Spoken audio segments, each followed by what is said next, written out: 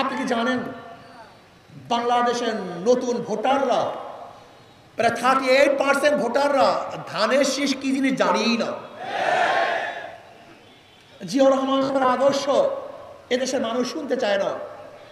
যখনই নতুন ভোটারের কাছে জিয়াউর রহমান তখন তারা জিয়াউর রহমানের আদর্শ কি বলে?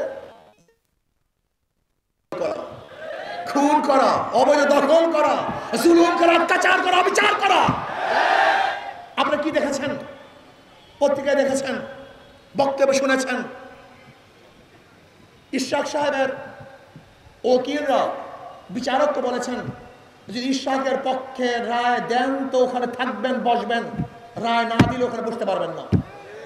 যারা জোর করে নিজেদের পক্ষে রায় নিয়ে আসে তাদের মাধ্যমে দেশের বিচারালয় কোনোদিন নিরাপদ থাকতে পারে না।